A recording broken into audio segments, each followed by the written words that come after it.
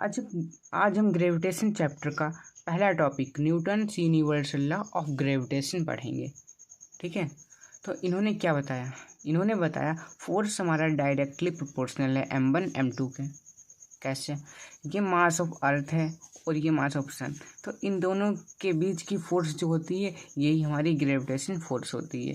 ये कांस्टेंट होती है हमारी। ठीक है, और इसमें क्या होगा, अगर हमारा m1 या m2 दोनों में से कुछ बढ़ेगा या दोनों बढ़ेंगे तो हमारी फोर्स भी बढ़ेगी। ठीक है, और सेकेंडली इन्होंने कहा फोर्स हमारी इन्वर्सली प्रोपोर्शनल है रेडियस के। जितना हमारा रेडियस बढ़ेगा इन दोनों के बीच का, जितना ये हमारा अर्थ या सन दूर हो जाएंगे उतना ही हमारा फोर्स कम होगा। ठीक है, तो हमारा इन दोनों को इक्वल करके हमारा ये फॉर्मूला आ गया, force is directly proportional to m1 m2 upon r square. ठीक है, तो हमारा फोर्स हो जाएगा, तो हमारा g कांस्टेंट आ जाएगा ग्रेविटेशन। ठीक है, m1 m2 अपॉन r2। इसकी वैल्यू हमारी कांस्टेंट होती है जो कि है ग्रेविटेशन की value 6.67 into 10⁻11 newton metre square upon kg square. ठीक है, और ये फोर्स हमारी हमेशा सेंटर में ही लगेंगी। ठीक है, सेंटर में ही लगेंगी कोई भी बॉडी के। ठीक है, कोई भी बॉडी हो इन दोनों के सेंटर में ही लगेंगी।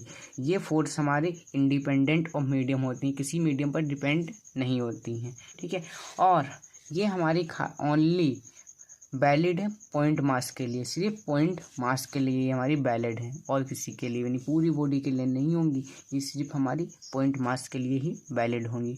ठीक है, और हमारी एक बात और, ठीक है, जितना हमारा मास, जौन सा मास हमारा ज़्यादा बड़ा होगा दूसरी बॉडी हमारी वहीं पर अट्रैक्ट होगी। जैसे कि सन का मास ज़्यादा बड़ा है तो अर्थ हमारी छोटी है, तो अर्थ हमारी सन के इधर अट्रैक्ट करेगी।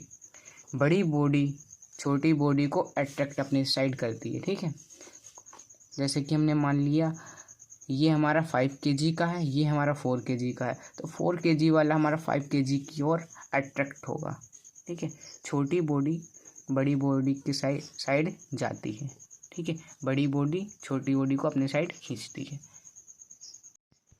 अब हम देखेंगे relation between ji gravity and gravitation. ठीक है, तो हमारा फोर्स हमारा क्या होता है? फोर्स हमारा होता है gravitation into mass of earth into mass. ठीक है, और upon radius of earth square उसका। ठीक है, तो और फोर्स हमारा mg भी होता है। mg कैसे होता है? ये हमारा जैसे कि मान लो अर्थ है।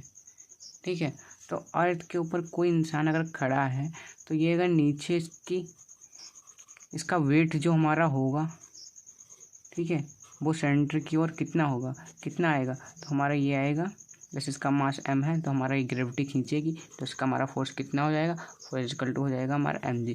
तो एक हमारी फोर्स लग रही है mg। ठीक है, तो ये सेकंड दोनों फोर्स हो गए। अब दोनों फोर्स में से हम इनको इक्वेट करेंगे, इक्वल में साइड रखेंगे दोनों फोर्स, क्योंकि फोर्स हमारी इक्वल है। ठीक है, दोनों साइड रखेंगे तो m से m कैंसिल हो जाएगा। तो gravity is equal to gravitation mass of earth upon radius का स्क्वायर आया। तो ग्रेविटी की वैल्यू हमारी कितनी होती है? 9.8 मीटर पर सेकंड स्क्वायर होती है ना। तो देखते हैं कितना आता है, ये वैल्यू हम कैसे निकालेंगे देखेंगे। तो मास ऑफ अर्थ हमारा कितनी होती है? 6 into 10⁻24 kg। Radius of earth हमारा कितना होता है? 6.4 इंटू 10⁻6 मीटर। ठीक है, वैल्यू हम रख देंगे। और ग्रेविटेशन की वैल्यू हमारी होती है 6.6 इंटू 10⁻11। सारी वैल्यू रखेंगे तो जी हमारा कितना आ जाएगा? 9.8 मीटर पर सेकंड स्क्वायर। इतना हमारा आ जाएगा जी। ठीक है, 2 आइडेंटिकल बॉल हमको गिवन है। ठीक है, जो कि सेम मटेरियल की बनी है, रेडियस भी सेम है, इनका मास भी सेम है। अब हमको इनके बीच की फोर्स ऑफ ग्रेविटेशन बताओ कितनी होगी, फोर्स कितनी होगी। ठीक है, तो फोर्स का फॉर्मूला हमारा कितना होता है? Force is equal to G m1 m2 upon r square. ठीक, तो फोर्स हमारा कितना हो जाएगा? G m square upon 2r square, क्योंकि r 2r हो जाएंगे। ठीक है, और दोनों का हमारा स्क्वायर हो जाएगा। ठीक है, और दोनों सेम मास के हैं तो हमारा मास भी स्क्वायर हो जाएगा। ठीक, अब फोर्स इज इक्वल टू जी हमारा कांस्टेंट है और मास हमारा सेम मटेरियल के दोनों बने हैं। ठीक, तो इनका मास हमारा कितना होगा, मास हमारा होगा m रो वॉल्यूम। ठीक है, तो मास हमारा हो जाएगा 4/3 पाई r रेडियस ऑफ अर्थ पर क्यूब। ये हमारा इसका हो जाएगा मास। ठीक है, तो ये हम वैल्यू रखेंगे रो 4/3 पाई r क्यूब का, ये स्क्वायर है तो स्क्वायर लगाएंगे अपॉन, स्क्वायरिंग करेंगे तो कितना आएगा 4r स्क्वायर। ठीक है, तो फोर्स हमारी कितनी आ जाएगी, फोर्स हमारी आ जाएगी इसकी r6। ठीक है, r6 अपॉन r2 जो कि हमारी हो जाएगी r4। ठीक है, ग्रेविटेशनल फील्ड स्ट्रेंथ या जी, ये हमारा है नया topic.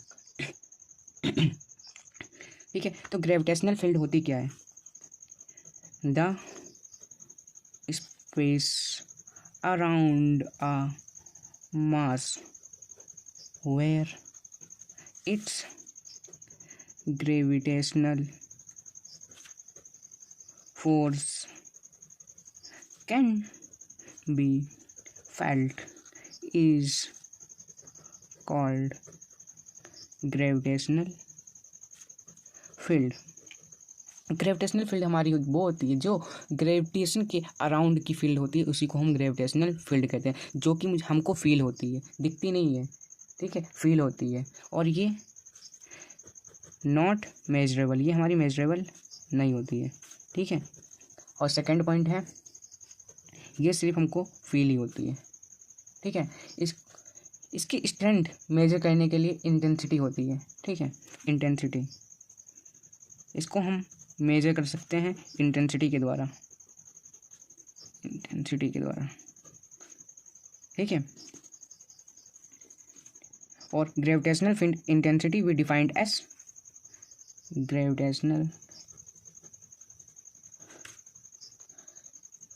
Intensity we defined as E vector is equal to force vector is upon mass। जिधर हमारा इंटेंसिटी लगेगा उधर ही हमारा फोर्स लगेगा। ठीक है, ग्रेविटेशनल फील्ड।